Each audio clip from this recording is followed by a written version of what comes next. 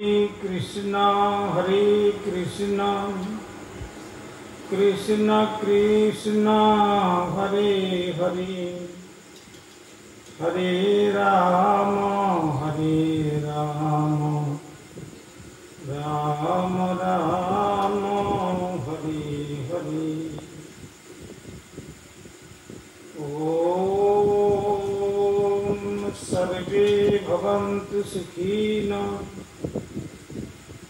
सर्वे सन्तु निरामयाः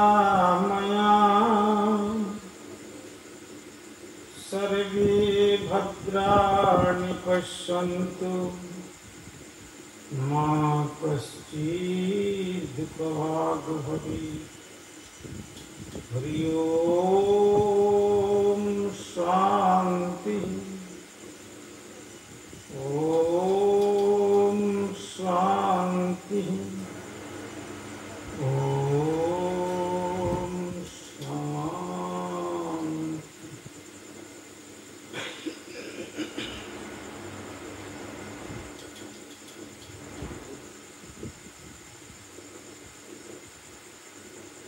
सर्वप्रथम परमार्चनीय विश्ववंदित आचार्य भास्कर प्राच्य पाश्चात्य श्री चैतन्य महाप्रभुर प्रेम धर्मेर वाणी निर्भीक प्रचारक प्रभु कलि युग पावन अवतारी भुवन मंगल परम करुण श्रीमान महाप्रभुर अभिन्न श्री श्री नित्यानंद मुक्त प्रकाश मूर्ति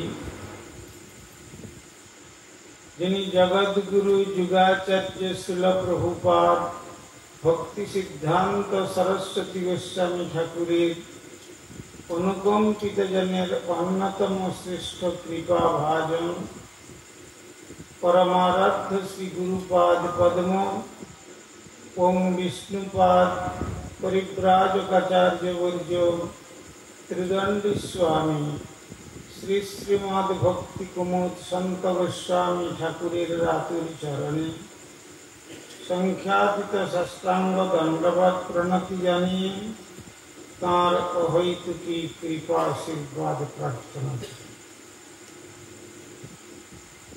तदनंतर सपार्षद परम गुरुदेव श्रील प्रभुपाद भक्ति सिद्धांत सरस्वती गोस्वामी ठाकुरेर श्रीचरण कमले अनुरूप साष्टांग दंडवत प्रणति जानिए कृपा प्रार्थना अभिमुखे समुपस्थित जगन्नाथ देवेर मासिर बाड़ीर प्रांगणे उपस्थित सज्जन बृंद और मातृमंडली सकल के प्रारंभे जानाई आमार हार्दिक सादर यथायोग्य वैष्णव अभिनंदन। श्री श्री गुरु गौरांगेर कृपा अवलम्बने श्री श्री जगन्नाथ देवेर रथयात्रा महोत्सव के उपलक्ष करे आज आमादेर अत्यंत स्नेहास्पद पीयूषकांति चौधरी महाशय एवं तार चौधरी परिवारेर ऐकांतिक सौजन्ये एखाने जगन्नाथेर जे मासिर बाड़ी रचना हयेछे श्री जगन्नाथ देव 9 दिन जावत एखाने अवस्थान करे तिनि ब्रजलीलार माधुर्य आस्वादन करबेन।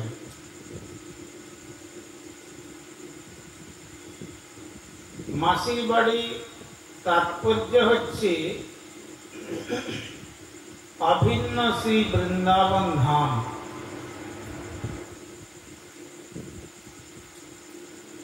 আমরা শ্রী গোবিন্দের যখন তিনি বৃন্দাবন লীলা সমাপ্ত করে মথুরায় কংসবধাদি কার্য সম্পন্ন করে দ্বারকাতে গিয়ে তিনি 16,108 পট্টমহিষীকে অবলম্বন করে দ্বারকার রাজা হয়েছেন। সেই দ্বারকাতে যখন তিনি রাজকার্য সম্পাদন করছেন আর সন্ধ্যায়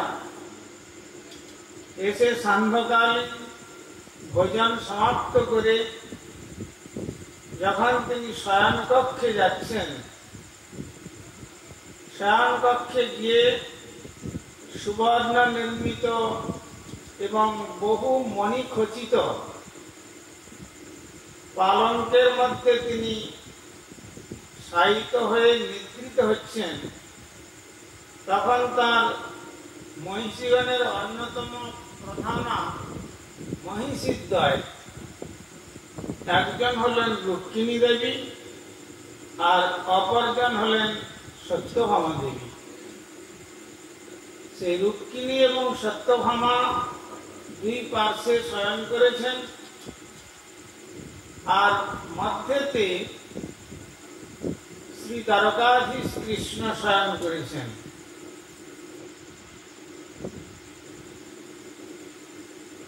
মধ্যরাত্রিতে ঘোর নিদ্রায় যখন অবস্থান করছেন, তখন নিদ্রিত অবস্থায় তিনি বলে উঠছেন, হে শ্রী রাধে, হে শ্রী রাধে, হে করুণাময়ী শ্রী রাধে, এই বলছেন আর তার দু চোখ দিয়ে নয়নাশ্রু গড়িয়ে পড়ছে। একদিন নয়, বহুদিন এই প্রকার ঘটনা ঘটে চলেছে। তো যখন এই ঘটনার কিছুতেই পরিবর্তন হচ্ছে না, তখন একদিন বলদেব জননী রোহিণী দেবী 16,108 পট্টমহিষী রোহিণী দেবীর চরণে প্রণাম করে বলছেন, মাগো,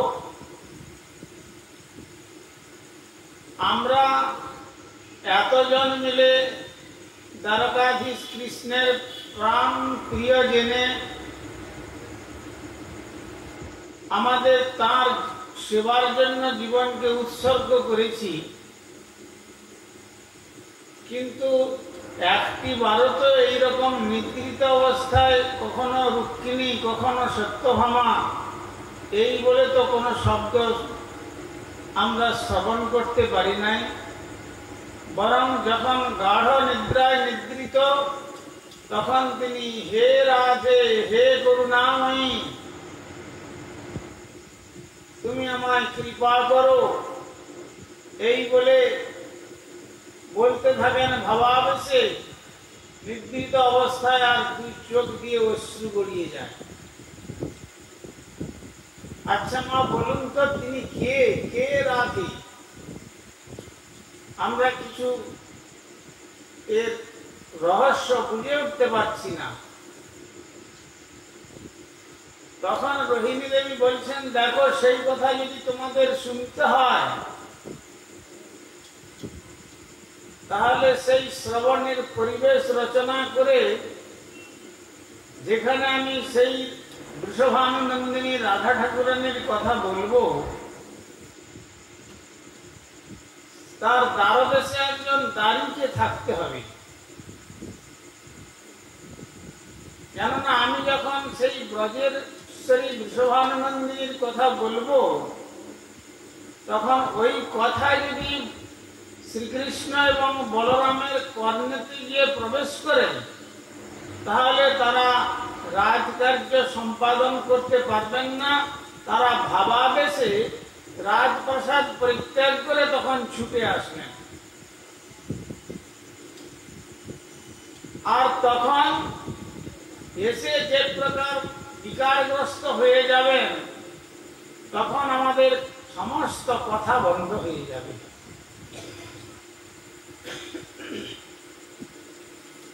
তাহলে এই দ্বারদেশে একজন সুদক্ষ দাড়িকে তোমরা নিয়োগ করো, আর তোমরা 16,108 জন মহিষী সকলে উপবেশন করো, আর আমি সেই ব্রজের রাধারানীর কথা বলবো। কে দ্বারদেশে থাকবে? তখন সুভদ্রা দেবী অর্থাৎ শ্রীকৃষ্ণ বলরামের ভগ্নী সুভদ্রা দেবী বলছেন আমি দ্বারদেশে থাকবো, আর কৃষ্ণ বলরাম এলে তাদেরকে আমি বাধা দিয়ে ওখানে আটকে দেব। সুতরাং মা তুমি প্রাণ ভরে ব্রজের কথা কীর্তন করো। এরা যখন চাচ্ছেন শ্রবণ করতে, প্রাণ ভরে ব্রজের কথা কীর্তন করো। তখন সেই 16,108 মহিষীর নেতৃত্বে সুভদ্রা দেবীকে দ্বারদেশে রাখা হলো, আর এদিকে মা রোহিণী তিনি ব্রজের কথা বলছেন। ব্রজের কথা বলতে গিয়ে শ্রীদাম সুদাম দাম বসুদাম মধুমঙ্গলাদির কথা, রক্ত পত্রক চিত্রকাদির কথা এবং নন্দ যশোমতীর কথা, এই কথা বলতে বলতে আবার চন্দ্রাবলী আদির কথা বলে যখন রাধারানীর কথা বলছেন, সেই রাধারানীর কথা বলতে গিয়ে ভাবাবেশে বিভোর হয়ে অষ্টসাত্ত্বিক বিকারগ্রস্ত দশা হয়ে তিনি আর ভাব সম্বরণ করতে না পেরে উচ্চ ঈশ্বরে রাধারানীর কথা কীর্তন করছেন। কেননা আমাদের প্রবোধানন্দ সরস্বতী চরণ বলছেন, যদি কেউ রা শব্দ উচ্চারণ করেন, রা শব্দ চারণ মাত্রেণ,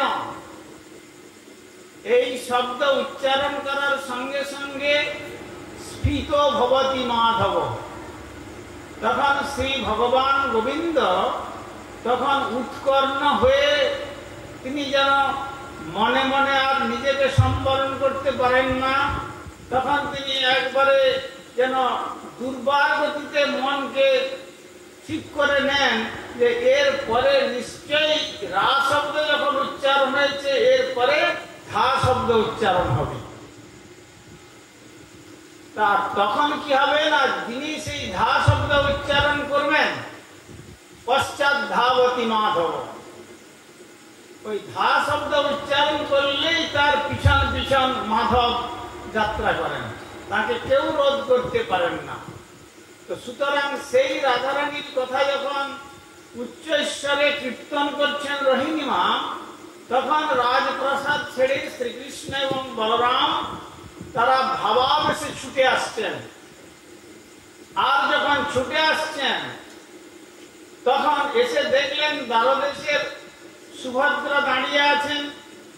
তখন সুভদ্রাকে বলছেন ভগ্নী দ্বার ছাড়ো, তখন বলছেন না এই অভ্যন্তরে তোমাদের দুজনের এখন প্রবেশ করা যাবে না, এই বলে তিনি বাধা প্রদান করলেন। আর যখন সুভদ্রা দেবী বাধা প্রদান করলেন তখন তারা জোরপূর্বক প্রবেশ করবেন।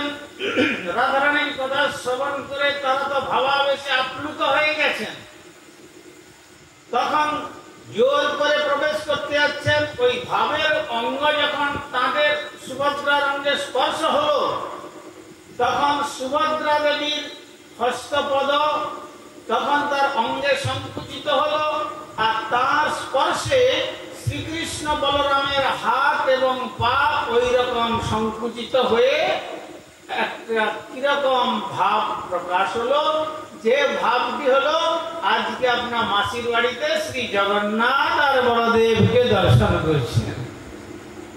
আর এই অবস্থা যখন হলো তখন এমন সময় দেবর্ষি নারদ এসে উপস্থিত হচ্ছেন। আর এই অবস্থায় আসার পর দেখা গেল ওই রূপে শ্রী ভগবান গোবিন্দ তখন তিনি মূর্ছিত হয়ে ওখানে ভূমিতলে পড়ে গেলেন।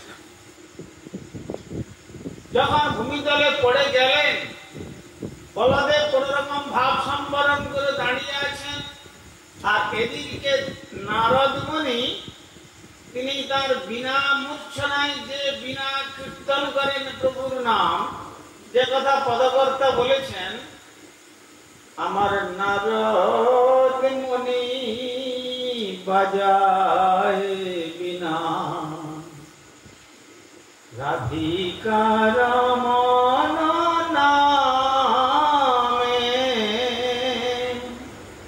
নারদ মুনি বাজায় বিনা রাধিকার মন নামে, ওই নাময় মনি উদিত হয় ভকত গীত শ্যামে,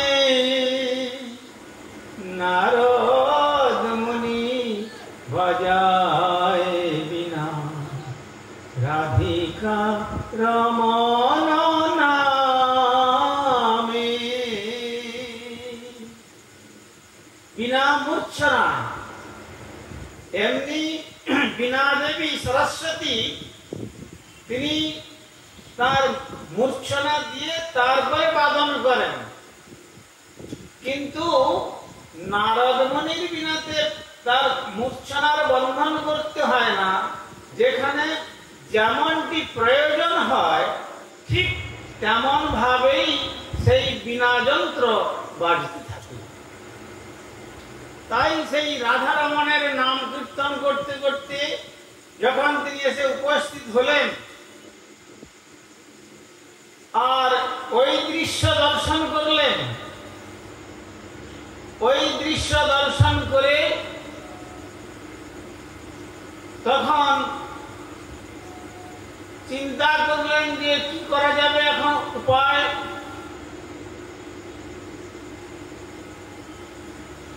তখন সমস্ত মহিষীগণ বলছেন,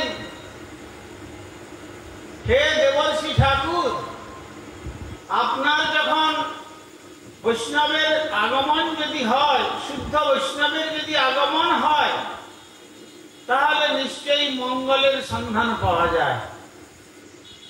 সুতরাং আপনি যখন আমাদের এই, তারা বলছেন যে অশুভ লগ্নে, কেননা আমরা দ্বারকাধীশকে এইরকম তো কখনো দেখি নাই, তো এই সময়তে আপনি যখন এসেছেন তাহলে এর একটা বিধান ব্যবস্থা করুন, যাতে করে ইনি এই অবস্থা থেকে সুস্থ হয়ে পূর্বের মতো আমাদের এই দ্বারকার রাজা হয়ে রাজকার্য সম্পাদন করেন।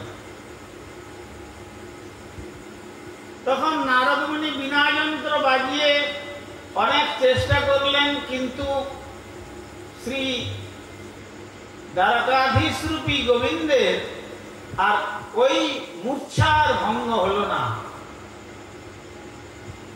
তখন যখন ওই মূর্ছা ভঙ্গ হলো না,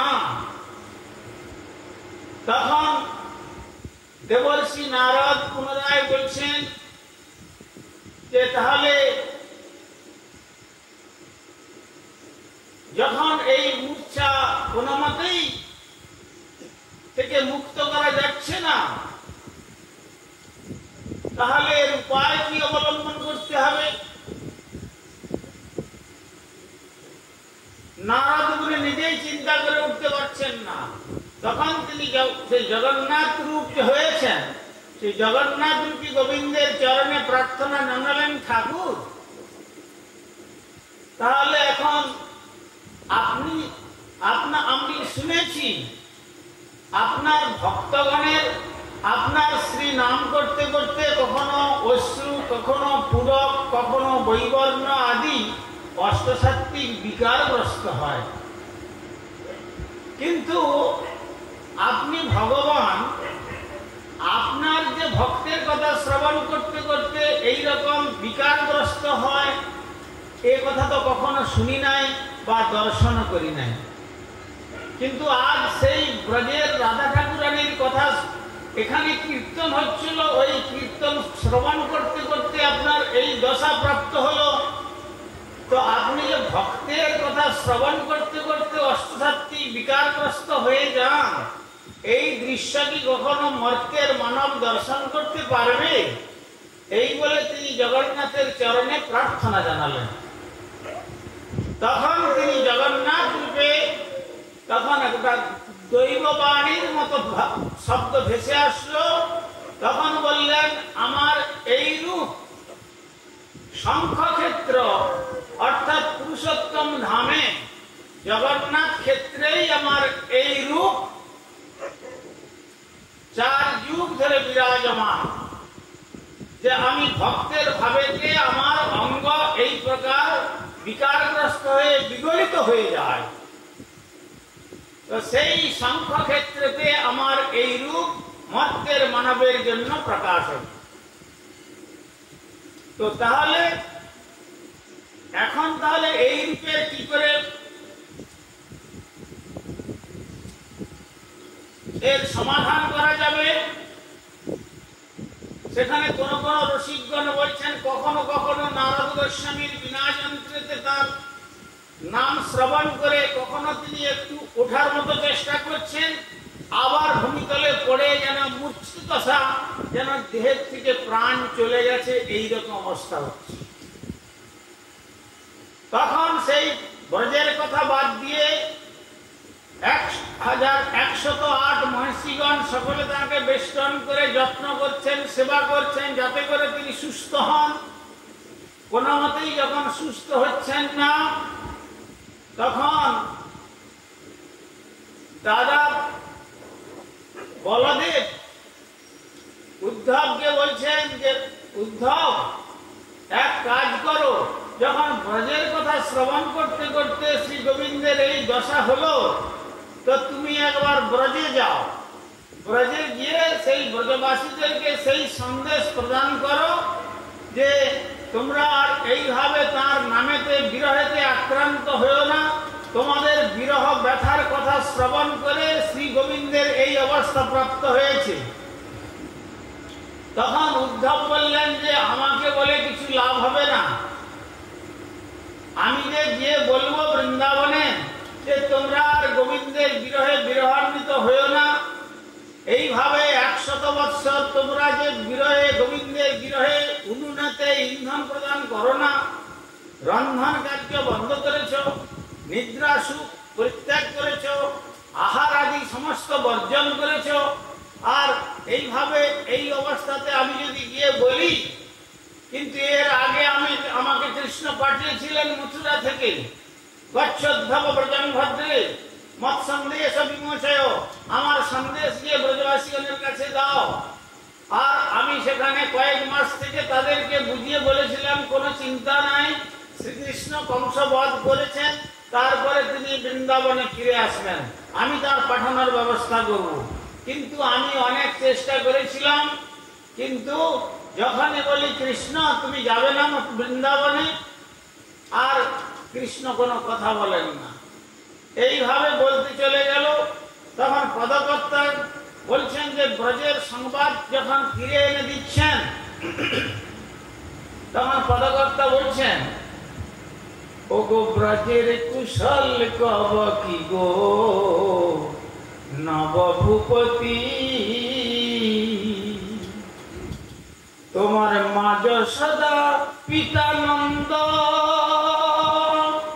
তারা কেঁদে কেঁদে হয়েছেন অন্ধ,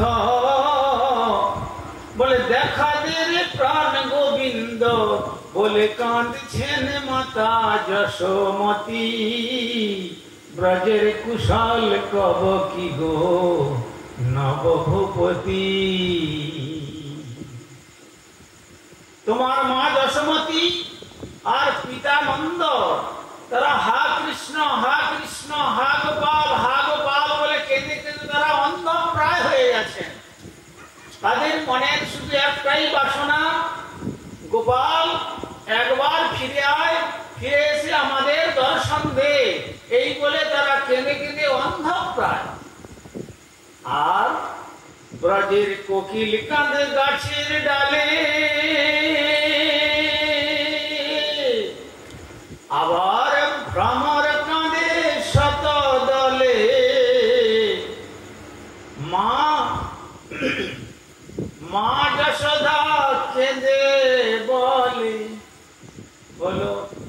সুখের হাটে আমার ডাকাতি, ব্রজের কুশল কব কি গো নবভূপতি।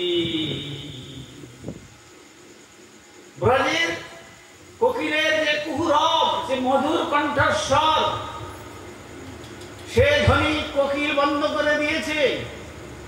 গাছের ডালে বসে ওই মথুরার দিকে তাকিয়ে কেবল কাঁদছে, হা গোবিন্দ, হা গোবিন্দ, হা গোপাল, হা গোপাল, এই বলে কেঁদে কেঁদে চোখের জল ভেসে যাচ্ছে। আর ভ্রমর, সেই যে ব্রজের ভ্রমর, পদ্মের মধ্যে বসে যে মধুপান করতে পরমানন্দে গুনগুন করে গোবিন্দের গুণ মহিমা কীর্তন করতে করতে, সেই ব্রজের ভ্রমরও আর মধুপান করে না, সেই শতদলে বসে আর ওই মথুরার দিকে এক দৃষ্টিতে তাকিয়ে তারাও তোমার জন্য ক্রন্দন করছে। আর যখন যমুনা পার হয়ে এলাম, রাইমল রব শুনতে পেলাম। যখন যমুনা পার হয়ে এলাম, রাইমল রব শুনতে পেলাম। রাইমল রাইমল বলে কাঁদছে ব্রজের যুবতী, ব্রজের কুশল কব কি গো নবভূপতি। আর কি বলবো তোমাদের ব্রজের কুশল? যখন আমি যমুনা অতিক্রম করে এলাম, তখন যেন শুনতে পাচ্ছি বৃষভানুনন্দিনী রাধা ঠাকুরানীর প্রাণে যেন আর দেহে আর প্রাণ নেই, যেন প্রাণ বিয়োগ হয়ে গেছে। আর সমস্ত ব্রজদেবীগণ, শতকোটি ব্রজদেবীগণ মিলে তারা তখন রাধারানীর যখন প্রাণ বিয়োগ হয়ে গেছে ভাবলেন, তখন মনে করেছিলেন যে রাধারানী যদি থাকেন তাহলে হয়তো আজ নয় কাল, কোনদিন নয় কোনদিন কৃষ্ণ যখন বলে গেছেন আমি আজ যাচ্ছি মথুরায় কাজ সমাপ্ত করে ফিরে আসব, নিশ্চয়ই হয়তো তিনি কোনদিন ফিরে আসতেন আর আমাদের দর্শন হতো। কিন্তু যখন আমাদের ঈশ্বরী যখন রাধা ঠাকুরানীর প্রাণ বিয়োগ হয়ে গেল, আর আমাদের কৃষ্ণ দর্শন হবে না, তখন শতকোটি ব্রজদেবীগণ মিলে সকলেই ক্রন্দন করছেন, হা কৃষ্ণ প্রণনাথ মুরলী বদন বলে। এই বলে এই সংবাদ নিয়েছি, তাতেও গোবিন্দের হৃদয় গলল না, তাতেও আমি গোবিন্দকে প্রেরণ করতে পারি নাই। সুতরাং আমি গিয়ে আবার যদি ব্রজদেবীগণকে বলি যে তোমরা এই ভাব সম্বরণ করো, আমি অচিরেই যাচ্ছি কৃষ্ণকে পাঠিয়ে দেব, তারা আমাকে বলবে তুমি একজন প্রতারক। এর পূর্বেও আমাদের কথা দিয়েছিলে, কিন্তু সেই কথা দিয়েও কথা রাখতে পারো নাই। সুতরাং আমি আর ব্রজদেবীগণের যে তারা যে মহাভাবের মূরতি, তাদের কাছে আমি আর প্রতারক হতে চাই না, আমি আর যেতে পারবো না। তখন উদ্ধব বললেন, বলদেব তুমি যাও না, তুমি যাও, তুমি গিয়ে বলো ব্রজের কথা, তাদেরকে বলো যে হ্যাঁ কৃষ্ণ ফিরে আসলেন। বলদেব বলছেন আমিও কয়েকবার গিয়েছি, আমিও এসে কৃষ্ণকে বলেছি দেখো ব্রজের যেভাবে বিরহের দশা, তারা আহার নিদ্রাদি সমস্ত কিছু বর্জন করে কেবল কাহা কৃষ্ণ প্রণনাথ মুরলী বদন বলে তারা চোখের জলে ভেসে যাচ্ছেন, আর কেবলমাত্র তারা প্রাণ বিয়োগ করে ফেলতেন। কিন্তু যেহেতু তুমি বলেছ যে আমি যাচ্ছি এই কয়েক দিনের মধ্যে আবার ফিরে আসবো, এই জন্য তারা কোন রকম দেহে প্রাণ ধারণ করে জীবনকে রক্ষা করেছেন। কেন না, যদি কৃষ্ণ ফিরে আসেন আর দেখেন যে আমাদের দেহে প্রাণ নেই, আমরা মৃত, তাহলে কৃষ্ণের কোমল প্রাণে যে ব্যথা হবে, সে ব্যথা আমরা মৃত্যুর পরেও আত্মস্বরূপে আমরা সহ্য করতে পারবো না। কেন না, তারা তো কৃষ্ণগত প্রাণ, তারা কৃষ্ণ ছাড়া আর কিছু জানেন না। কৃষ্ণই তাদের ইহকাল, কৃষ্ণই তাদের পরকাল, কৃষ্ণই কৃষ্ণই তাদের বান্ধব, কৃষ্ণই তাদের আত্মীয়, কৃষ্ণই তাদের যথা সর্বস্ব, আর কৃষ্ণের জন্য তাদের প্রাণ ধারণ। তাই উদ্ধব যখন ফিরে এসে কি জানিয়েছিলেন, এসে বলেছিলেন কৃষ্ণের চরণে আমি বৃহস্পতির শিষ্য, বৃহস্পতি তুল্য, কিন্তু হলেও এখন তোমার মন্ত্রীর পদ পেয়েও আমি তোমাকে সামনে পেয়ে যা লাভ করতে পারি নাই, এর থেকে উদ্ধব জন্ম না হয়ে যদি বৃন্দাবনে বন্দে নন্দ ব্রজ স্ত্রীনাং পাদরেণ অভিক্ষ্ণস যাসাং হরিকথোদ্গীতং পুনাতি ভুবনত্রয়ম, আমি যদি বৃন্দাবনে তৃণগুল্মলতা হয়ে জন্মগ্রহণ করতে পারতাম, তাহলে আমার এই উদ্ধব জন্ম অপেক্ষা আমার এই জন্ম সার্থক হতো। ওরে বিধি যদি গুল্মলতা করিত শ্রী বৃন্দাবনে, বিধি যদি গুল্মলতা করিত শ্রী বৃন্দাবনে, সাজিতাম ব্রজ গোপীর চরণ রেণুর আভরণে, মোরা সাজিতাম ব্রজ গোপীর চরণ রেণুর আভরণে, বিধি যদি গুল্মলতা করিত শ্রী বৃন্দাবনে। হে গোবিন্দ, আমাকে উদ্ধব জন্ম না দিয়ে, তোমার প্রিয় মন্ত্রিত্বের পদ না দিয়ে, তোমার সান্নিধ্যে আমাকে না রেখে যদি বৃন্দাবনের তৃণগুল্মলতা হয়ে যে পদ দিয়ে ব্রজদেবীগণ তোমার বংশীধ্বনি শ্রবণ করে তত মুরলীরবম রাজন সর্বভূত মনোহরা, সমস্ত ভূতগণের মন প্রাণ হরণকারী যে বংশীধ্বনি, প্রথম রন্ধ্রের গানে ব্রহ্মার ভঙ্গে ধ্যানে, দ্বিতীয়তে যমুনা উজান, তৃতীয় রন্ধ্রের কথা শুনো বৃষভানু সুতা, পবনের হত হয় জ্ঞান, চতুর্থ রন্ধ্রের সুরে আপনি সে ধেনু ফিরে কোন ধেনু যাইতে না পারে, ঊর্ধ্ব পুচ্ছে ধায় ধেনু, যথায় বাজায় ধেনু তথাসি মোর মুখে। এই যে বংশীর ধ্বনি, এই বংশীর ধ্বনি শ্রবণ করে যখন ব্রজদেবীগণ ভাবাবেশে বিভোর হয়ে তাদের স্ব গৃহকর্ম থেকে পরিত্যাগ করে ভাবাবেশে তারা তোমার শ্রীচরণ দর্শনের জন্য বংশী বটে সেই মহারাজ যাত্রার সন্ধিক্ষণে তোমার শ্রীচরণ কমল দর্শন উদ্দেশ্যে যাত্রা করতেন। আর সেই সময় তাদের চরণোত্থিত ধুলি যে উত্থিত হতো, আর সেই ধুলি যে পথ দিয়ে তারা যাত্রা করতেন, আর সেই পথের ধারে যদি তৃণগুল্মলতা হয়ে আমি জন্মগ্রহণ করতে পারতাম, আর সেই ব্রজদেবীগণের চরণ ধুলি আমার অঙ্গে লাভ হতো, আর সেই ভক্তপদ ধুলি আর ভক্তপদ জল, ভক্তভুক্ত সে সেই তিন সাধনার বল, এই তিন সাধনা হইতে কৃষ্ণের প্রেমা হয়, পুনঃ পুনঃ সর্বশাস্ত্রে পুকারিয়া কয়, সমস্ত শাস্ত্র যে মহিমা গুণ কীর্তন করেছেন, সেই দেবীগণের চরণ ধুলিতে আমি নিজেকে সিদ্ধ করে তখন আমি যদি হা রাধে বলে কীর্তন করতে পারতাম, তাহলে আমার মনে হয় এই দুর্লভ মনুষ্য জীবন ধন্য হয়ে যেত।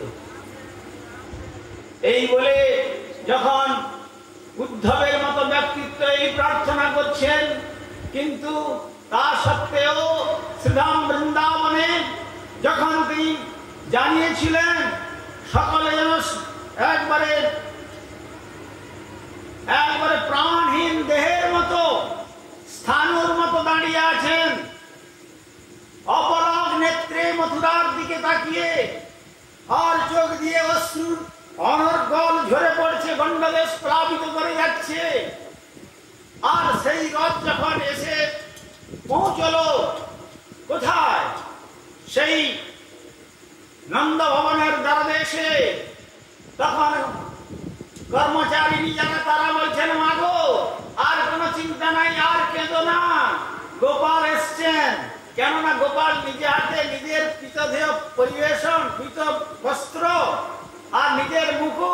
নিজের রথ নিজের সারথীকে দিয়ে তো সুন্দর করে সাজিয়ে পাঠিয়েছিলেন মৎসন্দেশে বিরোচয়, কিন্তু গোপাল গোপাল গোপাল বলে কাঁদতে কাঁদতে যখন মা যশোমতী বেরিয়ে আসছেন রথের মধ্যে থেকে, উদ্ধব বলছেন, মা আমি তোমার গোপাল নই মা, আমি উদ্ধব। ও তুমি উদ্ধব এসেছো, আচ্ছা। এই বলে উদ্ধবকে যখন ভিতরে নিয়ে গেলেন, উদ্ধব নন্দ যশোমতীকে প্রণাম আদি করলেন এবং সাদর সম্বর্ধনা জানিয়ে মথুরার কত কথা জিজ্ঞাসা করছেন নন্দ যশোমতী, কিন্তু একটিবারও জিজ্ঞাসা করছেন না যে আমার গোপাল কেমন আছে। কেন না, গোপাল যে গোপালের কথা বলতে গিয়ে যদি বলেন যে গোপাল ব্রজের কথা বলতে গিয়ে কখনো কখনো ক্রন্দন করেন, মনে কষ্ট পান, তাহলে এই কথা তো এরা সহ্য করতে পারবেন না। তাই তিনি কয়েক মাস থেকে বোঝাচ্ছেন, কিছুতে বোঝাতে পারছেন না। সর্বশেষে যখন বললেন, দেখুন আপনারা যার জন্য এত মনে কষ্ট পাচ্ছেন তিনি শুধু আপনার গোপাল নন, আপনাদের মতো সৌভাগ্যবান এবং সৌভাগ্যবতী জগতে আর কেউ নেই। কেন না, তিনি শুধু আপনার সন্তান গোপাল নন, তিনি হচ্ছেন স্বয়ং ভগবান ব্রজেন্দ্রনন্দন শ্রীকৃষ্ণ। যেই না এই কথা বলছেন, অমনি নন্দ যশোমতী মস্তকে করাঘাত করে ভূমিতলে পড়ে আবার মূর্ছিত হয়ে পড়লেন। সর্বনাশ! তখন উদ্ধব মনে করছেন, এ কি হলো? আমি এলাম সান্ত্বনা দিতে, সান্ত্বনা দিতে এসে তো আরো যেন সান্ত্বনা দেওয়ার পরিবর্তে আরো এদের বিরহ তো বেড়ে গেল। তখন এদের কি করা যাবে? অনেক চেষ্টা করে যখন তাদের সান্ত্বনা থেকে মুক্ত করলেন, তখন নন্দ বাবা বলছেন, উদ্ধব, হ্যাঁ বাবা বলুন। মনে করেছিলাম আমার গোপাল একজন বুদ্ধিমান ব্যক্তিকে প্রেরণ করেছেন আমাদের সান্ত্বনা প্রদান করার জন্য, কিন্তু তোমার মতো এত বড় একটা নির্বোধ, এত বড় একজন বোকা মানুষকে পাঠিয়েছেন এই বৃন্দাবনে সান্ত্বনা দেওয়ার জন্য, আমাদের ধারণা ছিল না। কেন বাবা, কেন এ কথা বলছেন? না বলবো না, এতদিন পর্যন্ত জানতাম আমরা আমাদের সন্তান হারা হয়েছি, কিন্তু আজ তোমার কাছে যা শুনলাম, শুধু সন্তান হারা হয় নাই, শুধু গোপাল হারা হয় নাই, আমরা ভগবান হারা হয়েছি। এর থেকে আর কি দুঃখের বিষয় থাকতে পারে? যাদের জীবনে ভগবান হারা হয়ে যায় তাদের জীবনের কোনো মূল্য থাকে না। উদ্ধব এই বলে পুনঃ পুনঃ মস্তকে করাঘাত করছেন আর ভূমিতে লুটিয়ে মূর্ছাবস্থা প্রাপ্ত হচ্ছেন। শেষ পর্যন্ত চরণ বন্দনা করে তাই তিনি এসে প্রার্থনা জানিয়েছিলেন। আর রাধারানী যখন দেখলেন পথে দাঁড়িয়ে আছেন, তখন রাধারানীকে বলছেন, দেবী আপনার কি কুশল সংবাদ দেব? এই বলে কাঁদতে কাঁদতে চোখের জল ভেসে যাচ্ছেন উদ্ধব। আর উদ্ধবের ক্রন্দন দেখে ব্রজদেবীগণের ক্রন্দন আর সম্বরণ করতে পারছেন না। তখন রাধারানী বলছেন, হে উদ্ধব, তুমি জেনে রেখো আমরা খুবই আনন্দের মধ্যে রয়েছি, পরম সুখে রয়েছি। কৃষ্ণ বৃন্দাবনে থাকলে আমরা যে আনন্দ পেতাম তার থেকে অধিক আনন্দিতে রয়েছি। আমরা বলবো না শ্রীকৃষ্ণ মথুরা ছেড়ে আবার বৃন্দাবনে ফিরে আসুন, না, যদি তার ইচ্ছা হয় তাহলে যদি তিনি কোনোদিন আসেন তাহলে ভালো, আর যদি তার ইচ্ছা না হয় তিনি মথুরায় থাকুন, ওইটাই আমাদের আনন্দ। নাগনি আপন সুখ সবে বাঞ্ছি তার সুখ, নাগনি আপন দুঃখ সবে বাঞ্ছি তার সুখ, তার সুখ মোর বৈজ্যমানি। আমি আমাদের সুখের কথা বিন্দু মাত্র ভাবি না, আমাদের যত দুঃখই হোক আমরা পরম আনন্দে আছি বলে বলো। আমাদের দুঃখের কথা যদি বলি, কৃষ্ণের যে কোমল হৃদয় বিদীর্ণ হয়ে যাবে, আর কৃষ্ণের কোমল হৃদয়তে ব্যথা দেওয়া আমাদের উদ্দেশ্য নয়। আমরা যে ব্রজগোপী, অতএব গোপীগণের যে ভাব, সেই ভাব সর্বোত্তম, আর সেই ভাবের মধ্যে সর্বোত্তম ভাব বৃষভানুনন্দিনী রাধা ঠাকুরানীর। সুতরাং আমি যদি আমার দুঃখের কথা বলি, তাহলে তো গোপাল শ্রী আমাদের প্রাণনাথ, তিনি আর শান্ত থাকতে পারবেন না, তার অন্তরে কষ্ট দেওয়া হবে। তুমি গিয়ে বলো আমরা সুধাম বৃন্দাবনে সকলে পরম সুখে অবস্থান করছি। এদিকে কৃষ্ণ মূর্ছিত দশা প্রাপ্ত হয়েছেন দ্বারকাতে। তারপরে যখন বললেন যে উদ্ধব বললেন আমার পক্ষেও সম্ভব হয়নি পাঠানো, বলদেব বললেন আমিও যেতে পারি, গিয়েছিলাম কয়েকবার কিন্তু কৃষ্ণকে বৃন্দাবনে পাঠাতে পারি নাই, তো সুতরাং আমিও গিয়ে তাদের কাছে প্রতিভাত হব, সুতরাং আমিও যেতে পারবো না। তখন বলছেন ঠিক আছে, সুভদ্রা দেবী বলছেন নারী জাতির মনের বেদনা নারীরাই উপলব্ধি করতে পারেন, পুরুষরা উপলব্ধি করতে পারে না, তাই কৃষ্ণ বিরহের বিরহিণী যে ব্রজদেবীগণ, সেই ব্রজদেবীগণের ভাবের কথা আমি তাদেরকে গিয়ে বলবো, আর তোমরা মনে ব্যথা পেও না, আমি এসছি, আর কৃষ্ণ অনতি বিলম্বে তোমাদের এই শ্রীরাম বৃন্দাবনে এসে তোমাদের দর্শন দিয়ে তোমাদের হৃদয়কে পরমানন্দে ভরিয়ে দেবেন, সুতরাং কোনো চিন্তা নেই। এই বলে যখন সুভদ্রা দেবী রওনা হবেন, তার রথ সজ্জিত করা হলো, তখন সুভদ্রা দেবী একাকে এই কোথায় সেই দ্বারকা আর কোথায় বৃন্দাবন, এত পথ, তা কি করে ছোট বোনকে একাকে সেই পথে ছেড়ে দেওয়া যায়? তখন বলদেব বলছেন ঠিক আছে, আমি আমার ভগ্নীকে সমস্ত দিক থেকে সহায়তা করে আমি নিয়ে যাব। এই বলে বলভদ্রের রথ সজ্জিত করা হলো, বলরাম রথে সজ্জিত হলেন অগ্রে, আর তারপরে সুভদ্রা দেবী আসছেন। সুভদ্রা দেবী আসলেন, যখন বলদেব এবং সুভদ্রা দেবীর রথ দেখবেন এগিয়ে আসছে, তখন নারদ গোস্বামী আবার তার বংশীধ্বনি দিয়ে অতি সুন্দর মনোরম মনোহর সুরে, চিত্তাকর্ষী সুরে তিনি গাইতে আরম্ভ করলেন, জয় রাধা রানী, জয় ব্রজবালা, জয় শ্যাম সুন্দর, জয় নন্দলালা, জয় রাধা রানী, জয় রাধা রানী, জয় রাধা রানী, জয় রাধা রানী। সেই তার বেণুধ্বনিতে মোহন বিনা যন্ত্রে যখন এই রাধা রানীর গুণ মহিমা কীর্তন করতে শুরু করলেন, তখন রাধা রানীর গুণ মহিমা কৃষ্ণের কর্ণরন্ধ্রে রাধা রানীর নাম প্রবেশ করলো, আর রাধা রানীর নাম প্রবেশ করে যখন তার সেই মূর্ছা ভঙ্গ হলো, কোথায় আমার সেই প্রাণ প্রিয়া বৃষভানুনন্দিনী রাধা ঠাকুরানী, কোথায় আমার সেই বৃন্দাবন, কি নারদ তুমি এই বৃন্দাবনে এসেছ, কোথায় আমার সেই ব্রজদেবীগণ, কোথায় সেই সুখীগণ, কোথায় তারা সব, কোথায় পিতানন্দ, কোথায় মা যশোমতী, এইভাবে ভাবাবেশে বিভোরে টলমল টলমল করছেন, নিজেকে ভাব সম্বরণ করতে পারছেন না। তারপরে সেই কৃষ্ণের রথ তালধ্বজ রথকে সজ্জিত করা হলো, সারথীকে সংরক্ষণ করা হলো, তখন তাকে ধরে সকলে মিলে দ্বারকাবাসীগণ যখন তুললেন, সেইটি হলো শ্রী জগন্নাথের পহণ্ডি যাত্রা, টাল মাটাল রূপ, আর সেই পহণ্ডি গমন করে তারপরে রথে আরোহণ করলেন। রথে আরোহণ করে তাই সেই যে রথযাত্রা মহোৎসব কেবলমাত্র রাধারানীর ভাবকে অবলম্বন করেই জগন্নাথ দেবের রথযাত্রা মহোৎসব সংগঠিত হয়। আর তাই আজ যেই গুন্ডিচা বাড়িতে এসেছেন, এই গুন্ডিচা মন্দির মাসির বাড়ি, এর অন্য কিছু নয়, এটি হলো বৃষভানুনন্দিনী রাধা ঠাকুরানীর কুঞ্জ। সেই রাধা ঠাকুরানীর কুঞ্জে এসেই শ্রী জগন্নাথ শান্তি লাভ করলেন। আর সেই জগন্নাথকে লাভ করতে গেলে কি হয় না, আগে বলদেবের রথ আসেন, পুরুষোত্তম ধাম ক্ষেত্রে যাবেন, আপনারা গিয়ে দেখবেন লক্ষ লক্ষ নরনারী রথে জগন্নাথকে দর্শন করবেন। আকৃষ্ট হচ্ছেন, অবলক নেত্রে তাকিয়ে আছেন কখন জগন্নাথকে দর্শন হবে। যখন অপরাহ্নকালে শঙ্খ ঘণ্টা কাঁসর করতলের ধ্বনিতে আকাশ বাতাস মুখরিত হয়েছে পুরুষোত্তম ক্ষেত্রে, তখন লোক হয়তো মনে করলেন যে জগন্নাথ আসছেন, কিন্তু নয়, দেখা গেল লক্ষ লক্ষ নরনারীর ভিড় ঠেলে বলদেব আসছেন। বলদেবজি উড়িয়াতে বলেন, অর্থাৎ বল দান করবেন। বলদেব তত্ত্ব, তিনি হচ্ছেন গুরু তত্ত্ব, তিনি বল দান করবেন। অর্থাৎ কি বল?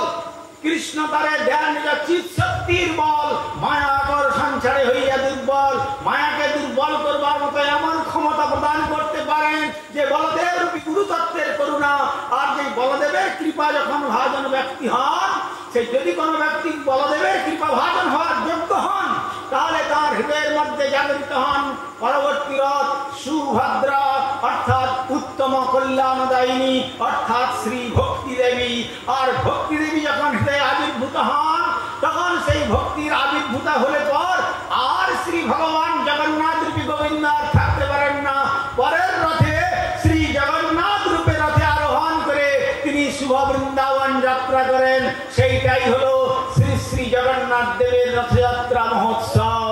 তাই সেই ব্রজভাবের কথা যারা আত্মীর সহিত শ্রবণ করে, শ্রবণের যোগ্যতা অর্জন করে, রথে আরোহণ করবার দর্শন করে যাতে করে জগন্নাথকে দর্শনের সৌভাগ্য লাভের জন্য সাধনা করেন, বলদেবের কৃপা অর্থাৎ গুরুদেবের কৃপা ভাজন হয়ে শ্রী ভগবানের প্রসাদ ভোজন করবার সংকল্প নিয়ে সম্পূর্ণ ভগবান যে দ্রব্যতে তুলসী অর্পণ করে ভগবানকে নিবেদন করা যায় না, সেই দ্রব্যকে ছাড়া আর অন্য কিছু গ্রহণ করেন না, ভগবত ভাবেতে বিভাবিত হন। তার চিত্তের মধ্যে সুভদ্রা দেবী রূপী ভক্তির আবির্ভাব ঘটে। আর সেই ভক্তির আবির্ভাব ঘটলে পর আর ভগবান রূপী জগন্নাথকে আর তখন দর্শনের বিলম্ব থাকে না। প্রেমাঞ্জনাচ্ছুরিত ভক্তি বিলোচনেন সন্তঃসদৈব হৃদয়ে বিলোকয়ন্তি ইয়ং শ্যাম সুন্দরম চিন্ত গুণস্বরূপম শ্রী গোবিন্দম আদি পুরুষম তমহং ভজামি।